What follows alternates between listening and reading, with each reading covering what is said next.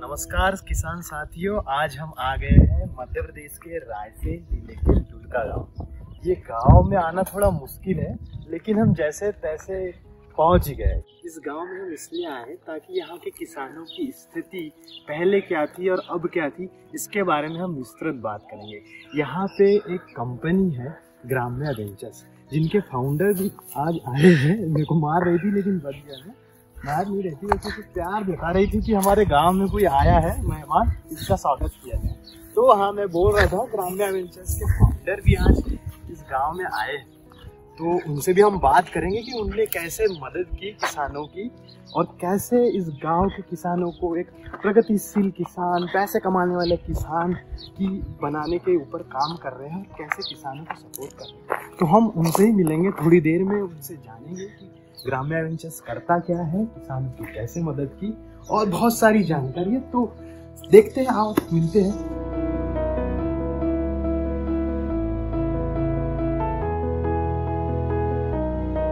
तो नमस्कार किसान साथियों, आज हम हैं मध्य प्रदेश के रायसेन जिले के लुलका गांव में। लुलका गांव की एक अजीब सी कहानी है, जिसमें ग्राम्या वेंचर्स ने काफ़ी कुछ मदद करके इस गांव में कुछ अच्छी किसानी की तकनीक, पैसे कमाने के स्रोत, बहुत सारी चीज़ें की है। इनके फाउंडर है हितेश वराटे। हम आज उनसे बात करेंगे। तो हितेश जी, आप अपने बारे में बताइए और साथ में इंट्रोडक्शन कीजिए अपने कंपनी के बारे में। नमस्कार, मेरा नाम हितेश वराटे है और मैं ग्राम्या वेंचर्स कंपनी का को फाउंडर हूँ। यह कंपनी हमने 2020 में शुरुआत करी थी और मैं खुद एक छोटे से गांव से आता हूँ और गांव से निकल के मैंने किसानों को देखा है, उनका जीवन बचपन में जिया है, उनकी हार्डशिप्स को देखा हुआ है। उसके बाद मुझे मौका मिला, बाहर पढ़ाई करी, बट कहीं ना कहीं था कि वापस गांव में आना है, अपने गांव, अपने किसानों के लिए कुछ करना है। और यही सोच के हमने ग्राम्या स्टार्ट करी। और पिछले 4 सालों में हम भारत में मध्य प्रदेश के रायसेन, मंडला, अनूपपुर, ढिंडोरी इन जिलों में मिलेट्स पर काम कर रहे हैं, मिलेट की सप्लाई चेन पे काम कर रहे हैं। और ग्राम्या में जो हमारा काम है, हम फार्मर्स को टेक्निकल नॉलेज प्रोवाइड करते हैं मिलेट्स फार्मिंग को लेकर। और मिलेट फार्मिंग के लिए जितनी ज़रूरत की चीज़ें हैं, जैसे सही जो बुआई होती है, बुआई के लिए मैकेनाइजेशन या वीडिंग के लिए मैकेनाइजेशन ले लीजिए। अभी जो थ्रेसर्स है वो मिलेट्स के लिए अवेलेबल नहीं है, बिकॉज पूरा का पूरा मार्केट जो है वो कहीं ना कहीं सोयाबीन, गेहूँ और धान, मक्का इनके लिए बना हुआ है। जो मशीनें भी हैं जो आज थ्रेसिंग की, वो भी इन्हीं चीज़ों के लिए कस्टमाइज हुई है। सो ये छोटे जो दाने होते हैं ग्रेन्स मिलेट्स के, इनके प्रोसेसिंग के लिए, इसकी ग्रेडिंग के लिए मशीनें प्रोवाइड करना, तो हम बैकएंड में इन सब चीज़ों पे काम करते हैं। इसके अलावा जो ग्राम्या का मेन काम होता है वो होता है कि किसानों ने जो उगाया है, किसानों का जो प्रोड्यूस है, उसको हम कैसे बाजार तक लेके जाए, उसे कैसे सेल करें और किसानों को कैसे उसका प्रीमियम प्रोवाइड करें। सो ग्राम्या अभी हमारे जितने भी फार्मर्स हैं, 1500 फार्मर्स जिनके साथ हम काम करते हैं डायरेक्टली, हम हमारे 1500 फार्मर्स से 100% बायबैक करते हैं। जितना भी प्रोड्यूस मिलेट्स का वो ग्रो करते हैं, हम उसको बायबैक परचेज करते हैं और हमारे किसानों को 15% तक प्रीमियम देते हैं। एक बार किसानों से जो भी हमने मटेरियल खरीदा है, उसका हम लोग ग्रेडिंग, क्लीनिंग, प्रोसेसिंग करते हैं, सॉर्टेक्स क्लीनिंग करते हैं। और रेडी टू ईट और रेडी टू कुक जो प्रोडक्ट्स हैं इसके, जैसे मिलेट राइस, मिलेट के पोहे, फ्लैक्स और मिलेट के स्नैक्स, हम लोग अभी तो मेजरली जो हमारा फोकस है वो B2B पे है, क्योंकि हमें हमारे वॉल्यूम्स को मूव करना होता है। तो हम हमारे जितने भी प्रोडक्ट्स होते हैं वो B2B player, D2C brands, organic stores को बल्क में सप्लाई करते हैं। इसके अलावा ग्राम्या अभी एक D2C ब्रांड लॉन्च कर रहा है, जहाँ पे जो ब्रांड होगा ये it will be own by the farmers, और ये किसानों का ब्रांड होगा, जहाँ पे हम लोग हमारे जितने भी प्रोडक्ट्स हैं वो हमारे ब्रांड के अंदर में डायरेक्टली कंज्यूमर तक लेके जाएंगे।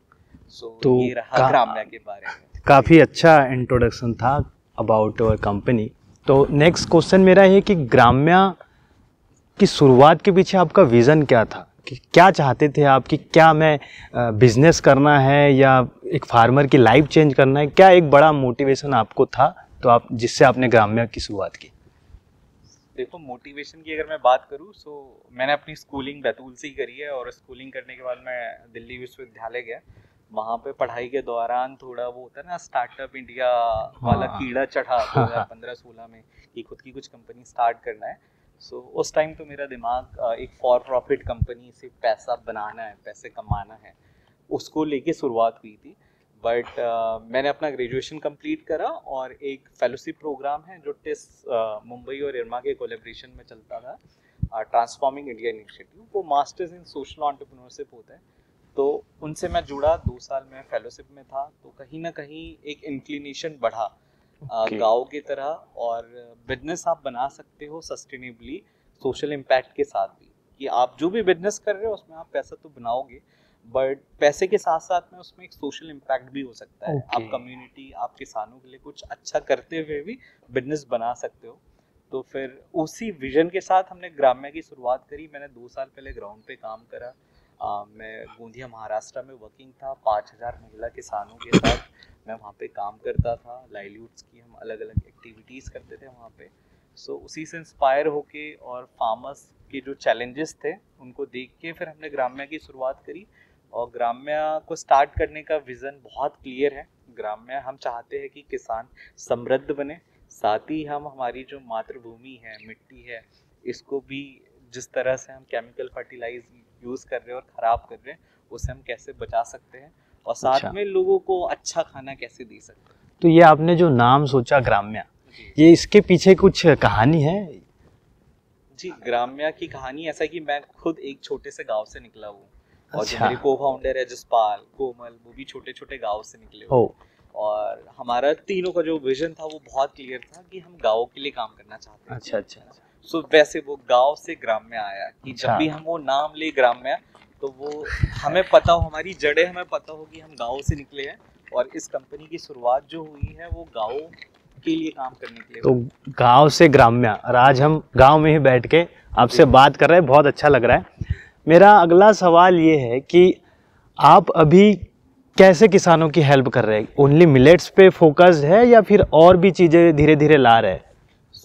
देखिए, अभी ग्राम्या का जो फोकस है वो मिलेट की सप्लाई चेन पे है। ओके। आने वाले सालों में हम और भी प्रोडक्ट्स पे और भी वैल्यू चेन्स पे काम कर सकते हैं, बट अभी हमारा फोकस जो है वो मिलेट्स पे है कि हम मिलेट्स का कैसे बैकएंड रेडी करें।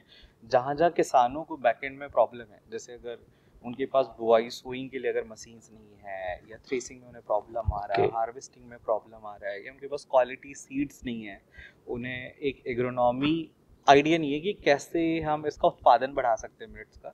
तो अभी हमारा फोकस वही है कि हम कैसे मिलेट्स का पूरा वैल्यू चेन पे काम करें, अभी किसानों का उत्पादन कैसे बढ़ा सके और उन्हें कैसे ज़्यादा से ज़्यादा इससे मुनाफा दिलवा सके। तो अभी तो हमारा फोकस मिलेट्स और इसकी वैल्यू चेन पे। ओके। तो अभी आपने बताया कि हम एक ई-कॉमर्स प्लेटफॉर्म लॉन्च करेंगे जिस पे D2C ब्रांड होगा, ग्राम्या नाम से सारे मिलेट जाएंगे। तो इसके लिए आपने अभी मतलब क्या विज़न है कि कैसे इसको हम बढ़ाना चाहते हैं, कितने लोगों तक पहुंचना चाहते हैं, और ये विज़न के पीछे एम क्या है कि क्यों करना है ये? आप तो मैंने B2B में भी कर रहे हैं, तो D2C में आने का क्या मकसद है? देखिए, D2C में हम क्यों आना चाहते हैं ना, D2C में आने का मकसद क्या है? अभी पिछले 4 सालों से हम लोग मिलेट पे ही काम कर रहे हैं। अभी हमने 4.5 लाख किलो से ज़्यादा जो मिलेट्स है जो किसानों ने उत्पादन करा है, उसको हमने मार्केट लिंकेजेस प्रोवाइड कराया हुआ है।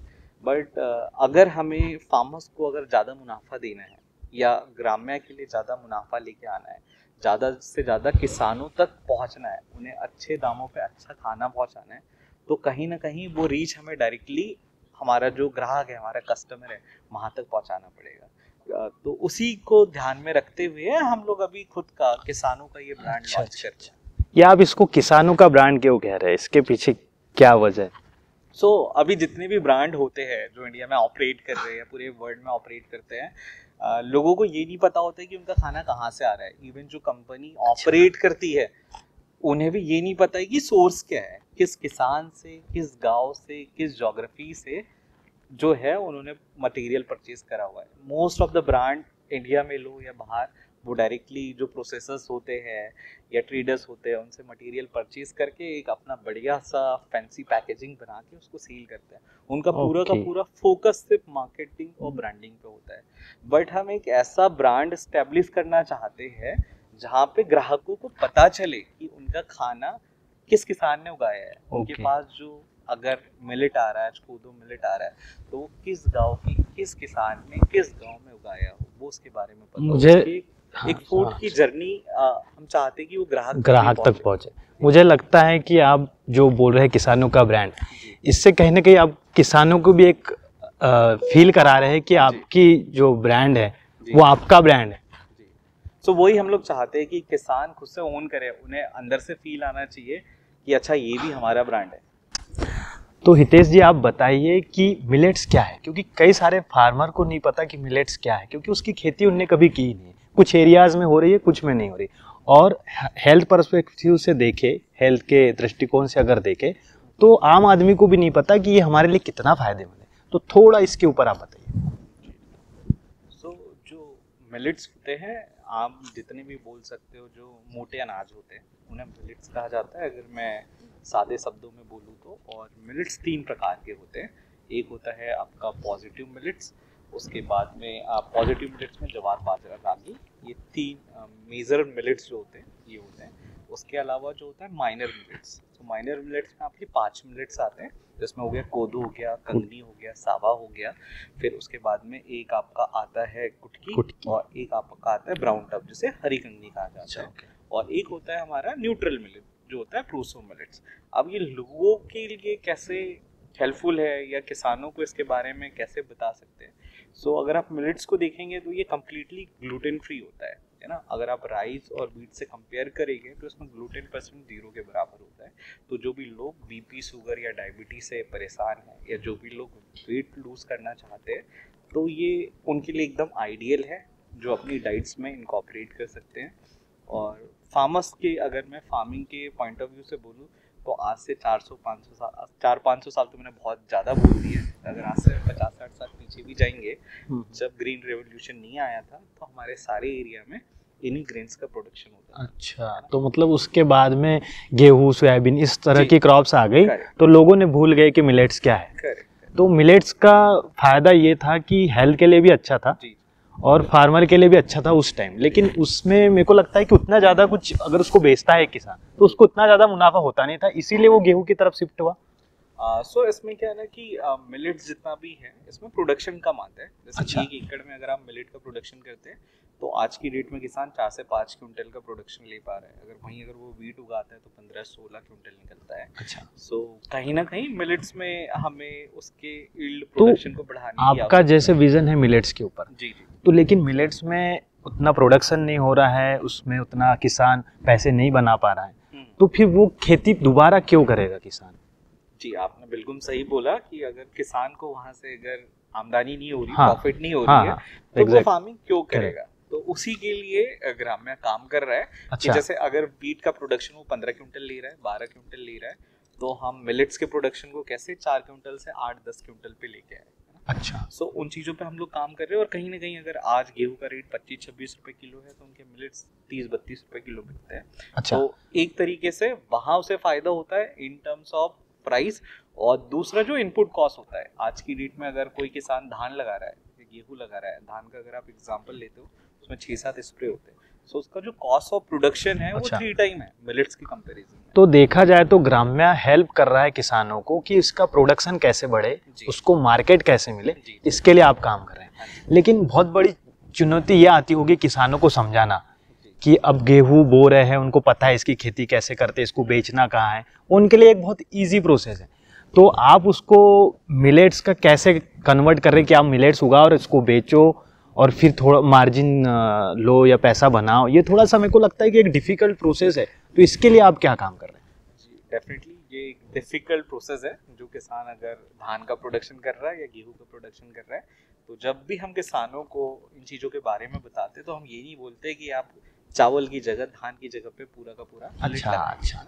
जब भी हमारी पिचिंग होती है, अगर आप एक किसान भाई है, तो हम आपसे आके बोलेंगे आपके पास 5 एकड़ का खेत है, आप धान लगा रहे थे, कुछ जमीन जो आपकी आइडियल है, जहाँ पे पानी रुकता नहीं है, जहाँ पे आप धान नहीं लगा सकते या दूसरी फसल नहीं ले सकते, वहाँ पे आप मिलेट लगाइए, है ना, उसका उत्पादन करिए। अच्छा, ठीक है। ये भी अच्छा है कि मेरे को लगता है यहाँ पे इकोसिस्टम आपने एक बना लिया है कि हेल्थ के लिए आप लोग इस मोटे अनाजों का उपयोग करो, और किसानी के लिए भी जैसे थोड़ी कम पानी वाली ज़मीन है, छोटी सी ज़मीन में आप ये भी उगाओ ताकि खुद किसान भी अपनी हेल्थ पे ध्यान दे और उसको मार्केट भी मिलता है। ठीक है, अब हम आते हैं कि आपके साथ और भी कुछ लोग काम कर रहे हैं, उनके बारे में थोड़ा आप बताइए कि आप कितने लोग हैं, कितनी बड़ी टीम है, कैसे आप इसको ग्राम्य को आगे देख रहे हैं 2030-25, आपका विज़न क्या है? अगर मैं बात बोलूँ कि जैसे किसानों के बारे में आपने बोला, अभी सिर्फ हम बात कर रहे थे कि हाँ, किसानों के पास जो आइडियल ज़मीन है वहाँ पे प्रोडक्शन कर रहा है ना, और वहाँ से उत्पादन ले रहा है। बट इसके अलावा और भी मिलेट्स के बहुत सारे बेनिफिट है, जैसे कि अगर पानी जो है, अगर मैं पानी की बात करूँ, एक फ्री रिसोर्स है जिसकी हम कभी वैल्यू नहीं करते। अगर 1 kg आपको राइस का प्रोडक्शन करना है तो 3 से 3.5 लीटर पानी लगता है, बट वही मिलेट्स आप 300-400 लीटर पानी में उगा सकते हैं। बट पानी फ्री रिसोर्स है तो हम उसको कभी कॉस्ट में कैलकुलेट नहीं करते हैं, है ना। और दूसरा कि ये हमारी जो मदर अर्थ है, सॉइल जो है ज़मीन, उसके लिए भी बहुत अच्छी चीज़ है, बिकॉज जब भी आप मिलेट का कल्टीवेशन करते हैं तो उसमें आप कोई केमिकल फर्टिलाइजर का यूज़ नहीं करते हैं, पूरा ऑर्गेनिक है। जी, नेचुरली तरीके से ये ग्रो होता है।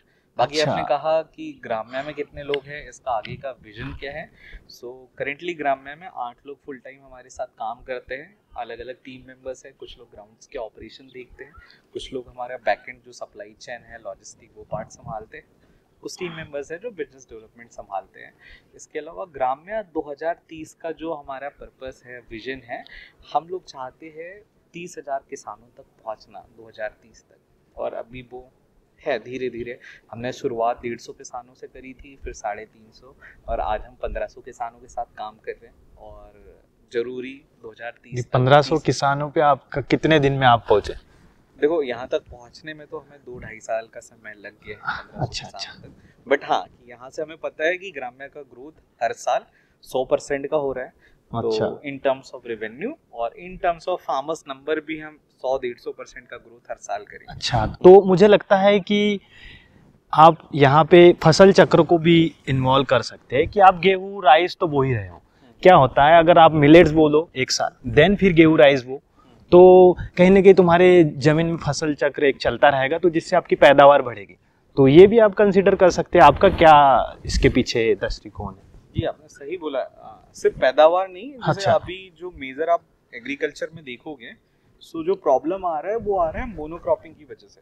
जैसे हम 10 सालों से अगर सोयाबीन ही उगा रहे हैं, किसान वही सोयाबीन के बाद सोयाबीन लगा रहा है, धान के बाद धान लगा रहा है, तो कहीं ना कहीं उसकी प्रोडक्टिविटी कम होते जा रही है। सोयाबीन का उत्पादन मैंने अपने खुद के घर में देखा है, अपने गाँव में देखा है। किसान पिछले 10-15 सालों से सोयाबीन लगा रहे थे, अब उनका प्रोडक्शन बहुत कम के बराबर, ना के बराबर हो गया। जितनी लागत लग रही है उतनी भी आमदनियां सोयाबीन से नहीं आ रही है, और कहीं ना कहीं नुकसान का सौदा है। हेर्बिसाइड और पेस्टिसाइड यूज करे हैं, जिससे जो सॉइल है उसके जो माइक्रोब्स है वो पूरी तरह से हमने नष्ट कर दिया। तो जैसा आपने बोला, बहुत जरूरी है कि हमें क्रॉप का रोटेशन करना चाहिए, दूसरी क्रॉप्स भी लगानी चाहिए। अपने मुनाफे के साथ साथ में सॉइल की हेल्थ के बारे में भी सोचना चाहिए। तो अभी आप किस एरिया को टारगेट कर रहे हैं? आपका कुछ विजन होगा कि हम एमपी में ही करेंगे, या एमपी के कुछ डिस्ट्रिक्ट में करेंगे, या पूरे इंडिया में करेंगे? जी, अभी तो हमारा जो मेन फोकस है वो मध्य प्रदेश में ही काम करने का है। मध्य प्रदेश में जैसे रायसेन हो गया, अनूपपुर, मंडला, ढिंडोरी हो गया, मेरा खुद का जो होम टाउन है बैतूल, हम इन इलाकों में पहले काम करना चाहते हैं, बिकॉज मुझे लगता है कि इन इलाकों में थोड़ा ज़रूरत है अभी एग्रीकल्चर में बहुत सारे कामों को करने की। और हाँ, वैसे हम काम तो पूरा भारत में करना चाहते हैं, बट शुरुआत अपने मध्य प्रदेश से, कुछ जिलों से करेंगे। हाँ, तो आपने मध्य प्रदेश क्यों चुना? क्या आपको उससे मध्य प्रदेश को उससे लगाव है, या फिर मध्य प्रदेश को कहीं और देखना चाहते हैं? क्या विजन इसके पीछे भी कुछ है? जी देखो, मध्य प्रदेश अगर आप देखोगे तो माइनर मिलेट्स जो होते हैं वो सबसे ज्यादा इंडिया में अपने मध्य प्रदेश में उत्पादन होता है। तो ये स्ट्रैटेजिक डिसीजन है, नॉट इमोशनली। ये नहीं मैं मध्य प्रदेश से हूँ तो मुझे वो कहीं ना कहीं है कि भाई अपनी मिट्टी के लिए काम करना है, अपने किसानों के लिए काम करना है, तो वो तो चीजें है ही।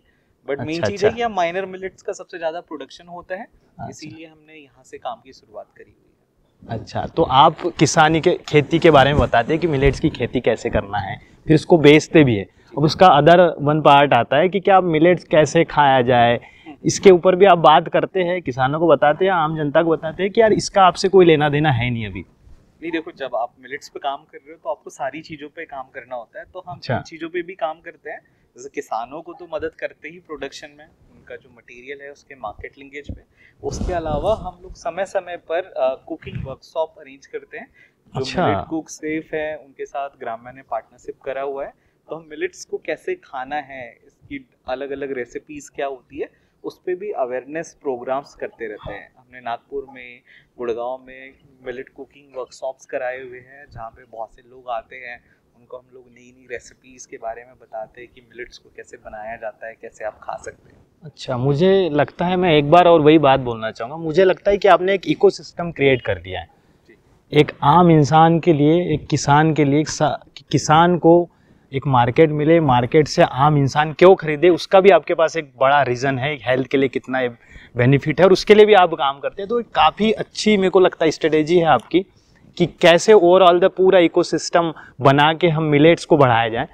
तो बहुत ही अच्छा लगा आपसे बात करके, बहुत पॉजिटिव वाइब्स है कि आप इतना अच्छा काम कर रहे हैं जिस पे कोई ध्यान नहीं दे रहा था।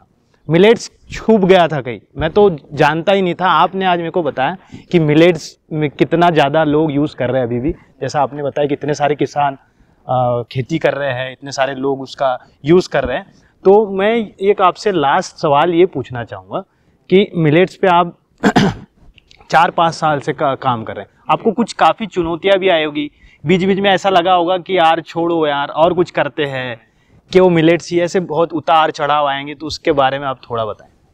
देखो, आप मिलेट्स ले लो या कोई और भी प्रोडक्ट ले लो, जब भी आप किसी बिजनेस पे या आप कुछ कंपनी बनाना चाहते हैं, एक सोशल एंटरप्राइज बनाना चाहते हैं, तो वो चुनौतियाँ तो आपको आती ही रहेगी।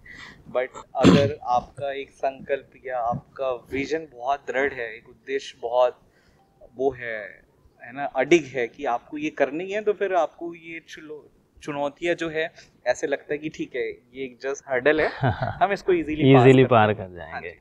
डेफिनेटली चुनौतियाँ तो आती है, बट अगर आपका पर्पस, आपका उद्देश्य बहुत आगे तक जाना है, तो ये जस्ट एक छोटे छोटे पड़ाव है जीवन के, अब वो तो आसानी से हो ही जाते हैं। अच्छा, ठीक है, बहुत ही अच्छा लगा आपसे बात करके।